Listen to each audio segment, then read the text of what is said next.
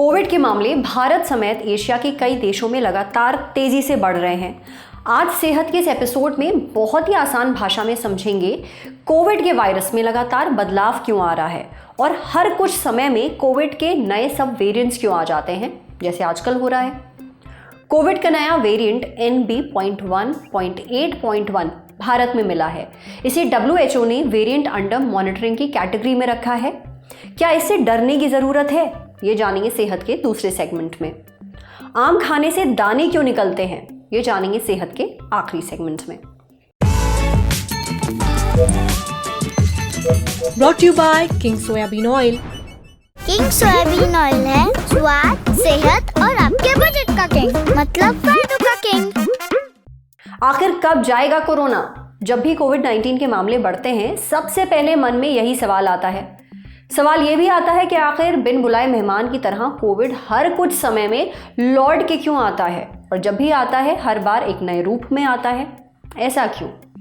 हम खबरों में वेरिएंट, सब वेरिएंट जैसे शब्द पढ़कर डर जाते हैं, लेकिन इनका मतलब क्या है? देखिए, वायरस का बहुत ही सिंपल सा फॉर्मूला है, इसे ज़्यादा से ज़्यादा लोगों में फैलना है, पर अकेला चना भाड़ नहीं फोड़ सकता। इसलिए वायरस लगातार अपनी कॉपी बनाता जाता है। जब ये वायरस अपनी कॉपी बनाता है, ज़रूरी नहीं कि वो हूबहू उसके जैसी ही हो, यानी नई कॉपी में कुछ बदलाव हो सकता है। जब वायरस के जेनेटिक रूप रंग में बहुत बड़ा बदलाव आता है, तो ये एक नया वेरिएंट बन जाता है, जैसे डेल्टा और ओमिक्रॉन। ये वेरिएंट भी लगातार अपनी कॉपीज बनाते रहते हैं। जब ऐसी ही किसी कॉपी में थोड़ा सा जेनेटिक बदलाव आता है, तो वो सब वेरिएंट कहलाता है। आजकल कोविड के जो केसेस बढ़ रहे हैं, वो ओमिक्रॉन के सब वेरिएंट की वजह से बढ़ रहे हैं। तो क्या हमें इन सब वेरिएंट से डरने की ज़रूरत है? ये जानेंगे आज सेहत के इस एपिसोड में। डॉक्टर से जानेंगे कोविड बार बार लौट कर क्यों आता है, कोविड के वायरस में लगातार बदलाव क्यों आ रहा है, क्या कोविड पहले जितना खतरनाक नहीं रहा? अगर नहीं, तो इसके पीछे वजह क्या है, सुनिए।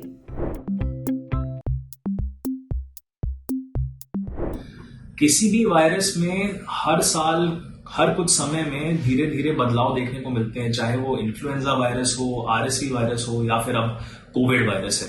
बट ये बदलाव बड़े हैं कि छोटे हैं, वो निर्भर करता है कि वेरिएंट में ही बदलाव आ रहा है या सब वेरिएंट में बदलाव आ रहा है।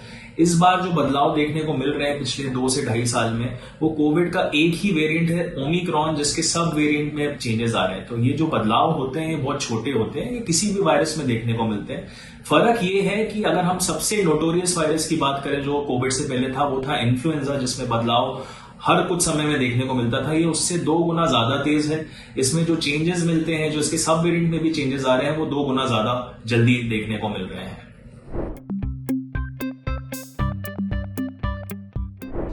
जैसा मैंने पहले बताया कि कोविड का नया वेरिएंट नहीं आ रहा है, ये कोविड का एक वेरिएंट है ओमिक्रॉन, जिसने बहुत ज्यादा तबाही मचाई थी, जिससे कोई भी एक्सपोज नहीं हुआ था और ये बहुत तेजी से फैला था। उसके बाद जो अब बदलाव आ रहे हैं वो उसके सब वेरिएंट में आ रहे हैं। वायरस सेम है ओमिक्रॉन, जो कोविड का ही एक वेरिएंट है, बट ओमिक्रॉन के अंदर छोटे छोटे बदलाव आ रहे हैं।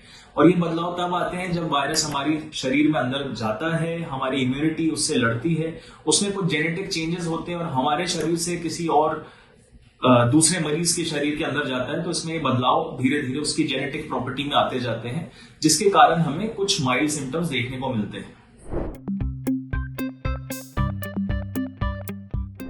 कोविड अब पहले जितना खतरनाक नहीं है। उसका सबसे बड़ा कारण ये है कि पहली बार जब सारे लोग कोविड से एक्सपोज हो रहे थे, तब वो एक नया वायरस था, हमारे अंदर उसके अगेंस्ट किसी भी तरह की इम्यूनिटी डेवलप नहीं हुई थी।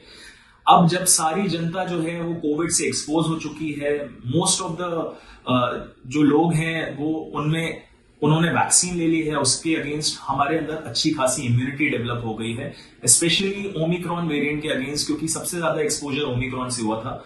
तो अब जो सिम्टम्स देखने को मिलते हैं वो इसलिए देखने को मिलते हैं क्योंकि ये सब वेरिएंट है जो थोड़ा सा बदलाव करता है, जिसके कारण जो सिम्टम्स आते हैं वो हमारा शरीर बहुत अच्छे से लड़ता है, बट उसमें फ्लू लाइक सिम्टम्स देखने को मिलते हैं, जैसे कि मामूली सा सर्दी जुकाम होना, गले में खिचखिच होना, थोड़ा सा बुखार आना।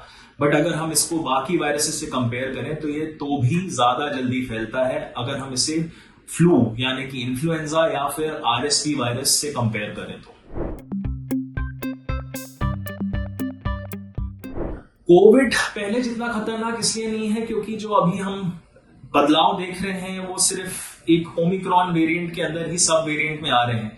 अगर यही बदलाव बहुत मेजर चेंज आता है उसकी एंटीजेनिक प्रॉपर्टी में, उसके जेनेटिक प्रॉपर्टी में, तो वो पूरा का पूरा वेरिएंट चेंज हो जाएगा। यानी कि वो ओमिक्रॉन वायरस नहीं रहेगा, वो कोई एक नया वायरस होगा, जो भी नाम देंगे।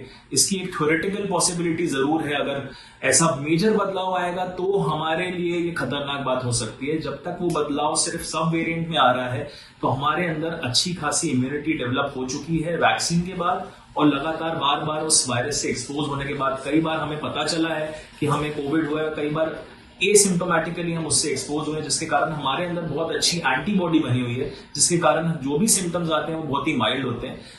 तब भी जो छोटे बच्चे हैं और जो बूढ़े लोग हैं उनमें खतरा अभी भी बरकरार है, क्योंकि उनमें बहुत सारी पहले से कोमोबिलिटीज होती हैं। अगर हम बूढ़े लोगों की बात करें, एल्डरली लोगों की बात करें, और जो छोटे बच्चे हैं वो उसी वक्त इम्यूनिटी डेवलप नहीं कर पाए होते हैं।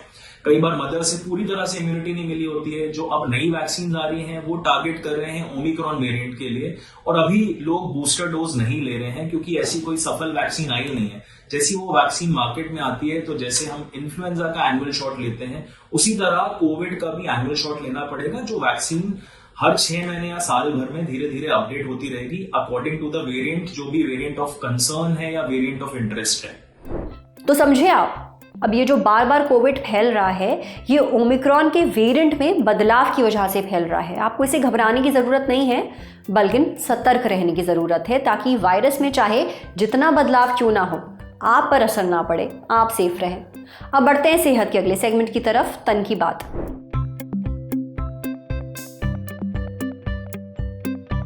भारत में तेजी से कोरोना वायरस के मामले बढ़ रहे हैं। Ministry of health and family welfare के मुताबिक 26 मई तक देश में कोविड-19 के 1010 एक्टिव मामले हैं। सबसे ज्यादा मामले केरल, महाराष्ट्र, दिल्ली और गुजरात से रिपोर्ट किए गए हैं। इन मामलों की संख्या लगातार बढ़ रही है। हर राज्य कोविड-19 से निपटने के लिए अपने स्तर पर तैयारी भी कर रहा है। इसी बीच वर्ल्ड हेल्थ ऑर्गेनाइजेशन यानी WHO ने कोरोना वायरस के नए वेरिएंट NB.1.8.1 को वेरिएंट अंडर मॉनिटरिंग यानी VUM घोषित किया है। इसके क्या मायने हैं, ये हमने पूछा एशियन हॉस्पिटल फरीदाबाद में respiratory and critical care department के डायरेक्टर एंड हेड डॉक्टर मानव मनचंदा से। डॉक्टर मानव कहते हैं कि NB.1.8.1 को वेरिएंट अंडर मॉनिटरिंग की कैटेगरी में रखा गया है। इसका मतलब है कि इस वेरिएंट के बढ़ते मामलों और लक्षणों पर लगातार नजर रखी जा रही है। राहत की बात यह है कि NB.1.8.1 वेरिएंट ऑफ कंसर्न नहीं है, यानी इस वेरिएंट से घबराने की ज़रूरत नहीं है। ये अभी कोई बड़ी परेशानी पैदा नहीं कर रहा है। लोगों को केवल सतर्क रहने की ज़रूरत है। अब तक ऐसा देखा गया है कि ये वेरिएंट कोरोना वायरस के दूसरे वेरिएंट की तुलना में तेज़ी से फैलता है, लेकिन ये दूसरे वेरिएंट्स सब वेरिएंट्स जितना गंभीर नहीं है। भारत में NB.1.8.1 वेरिएंट का पहला मामला तमिलनाडु में मिला था अप्रैल के महीने में। इसके लक्षण कोरोना वायरस के पुराने वेरिएंट्स जैसे ही हैं, जैसे खांसी आना, गले में खराश, थकान, सांस लेने में परेशानी और बुखार। इस वेरिएंट से बचने के लिए शारीरिक दूरी बनाएं, भीड़ भाड़ वाली जगहों पर मास्क लगा कर जाएं, हाथ धोते रहें, सैनिटाइजर का इस्तेमाल करें। अगर कोविड-19 के लक्षण दिखें तो तुरंत दूसरों से दूरी बना लें और RT-PCR टेस्ट करवाएं। अगर टेस्ट पॉजिटिव आता है तो इलाज लें। ऐसे लोग खास ख्याल रखें जिनकी इम्यूनिटी किसी भी वजह से कमजोर है। समझे। अब बारी है सेहत के आखिरी सेगमेंट की, खुराक यानी झक्कासी हेल्थ टिप। गर्मियां यानी आम का सीजन। बाजार में बढ़िया आम आ रहे हैं, आप इन्हें चूस कर या काट कर खा भी रहे हैं। अब आप हपक कर आम तो खा रहे हैं, पर उसके बाद निकल रहे हैं दाने। ये बड़ी दिक्कत है। आम खाने में तो बहुत मज़ा आता है, पर उसके बाद दाने क्यों निकलने लगते हैं, ये हमें बताया आर्टेमिस हॉस्पिटल्स में क्लिनिकल न्यूट्रिशन एंड डायटेक्स डिपार्टमेंट की हेड डॉक्टर अंशुल सिंह ने। डॉक्टर अंशुल बताती हैं कि आम में मिठास होती है। इसका ग्लाइसेमिक इंडेक्स 51 से 60 के बीच होता है। ग्लाइसेमिक इंडेक्स से पता चलता है कि उस चीज़ को खाने के बाद आपके खून में शुगर का लेवल कितनी तेज़ी से घटेगा या बढ़ेगा। आम का ग्लाइसेमिक इंडेक्स मीडियम है, यानी आम खाने से ब्लड शुगर बहुत ज़्यादा तो नहीं, पर हाँ ठीक ठाक स्पीड से बढ़ता है। अब इसे दाने क्यों निकलते हैं ये समझते हैं। जब भी हम कुछ खाते हैं तो उसमें मौजूद कार्बोहाइड्रेट ग्लूकोज में बदलता है। इस ग्लूकोज का इस्तेमाल शरीर एनर्जी के लिए करता है। ग्लूकोज को शरीर के सेल्स तक पहुंचाने के लिए शरीर इंसुलिन हार्मोन बनाता है। ये इंसुलिन हार्मोन लिवर को IGF-1 बनाने का इशारा देता है। IGF-1 यानी इंसुलिन लाइक ग्रोथ फैक्टर 1। ये IGF-1 सेबेशियस ग्लैंड्स यानी तेल बनाने वाली ग्रंथियों को उत्तेजित कर देता है। इससे ज़्यादा सीबम यानी स्किन में नेचुरल ऑयल बनता है। ज़्यादा सीबम बनने से स्किन की सतह पर मौजूद पोर्स बंद हो जाते हैं। सीबम यानी स्किन का नेचुरल ऑयल इन पोर्स में फंस जाता है और दाने निकल आते हैं। कुल मिलाकर जिस भी चीज़ को खाने से शुगर जितना हाई होगा, स्किन में उतना नेचुरल ऑयल बनेगा और दाने निकलेंगे। कई बार लोग छिलके सहित आम खाने लगते हैं। ऐसा करना अवॉइड करना चाहिए। आम के छिलके में ओरोशियोल नाम का नेचुरल ऑयल होता है जो स्किन पर खासकर मुंह और होठों के आसपास दाने, खुजली या जलन जैसी दिक्कतें पैदा कर सकता है। अगर आप आम का जूस या मैंगो शेक बहुत पीते हैं तो भी दाने निकलते हैं। आम में पहले से ही नेचुरल शुगर होती है। उस पर शेक बनाते समय इसमें और ज़्यादा चीनी डाली जाती है। दूध का इस्तेमाल किया जाता है। दूध और चीनी मिलकर शरीर में अंदरूनी सूजन बढ़ा सकते हैं, जिसे हम इन्फ्लेमेशन कहते हैं। इसकी वजह से कुछ लोगों के चेहरे पर मुहासे निकलने लगते हैं, खासकर उन लोगों के जिनकी स्किन सेंसिटिव है या एक्ने प्रोन है। देखिए, दिक्कत आम में नहीं है, उसे गलत तरीके से खाने में है। आपको एक बार में सिर्फ एक आम ही खाना चाहिए, उससे ज़्यादा नहीं। जिन्हें डायबिटीज़ है या जिन्हें बहुत जल्दी मुहासे हो जाते हैं, उन्हें सीमित मात्रा में ही आम खाने चाहिए, दिन में एक। ऐसे लोगों को बहुत पका आम खाना अवॉइड करना चाहिए। साथ ही आम को हमेशा अच्छी तरह धोकर और छीलकर खाना चाहिए। मैंगो मिल्क शेक पीने से भी बचना चाहिए। अगर आपको शेक ही पीना है तो उसमें एक्स्ट्रा चीनी डालने से बचें। आज सेहत पर इतना ही। अगर आप एक डॉक्टर हैं, हमसे कुछ शेयर करना चाहते हैं तो जो ईमेल आईडी इस वक्त आपको अपनी स्क्रीन पर दिख रही है उस पर हमें एक मेल भेज दीजिए। शुक्रिया।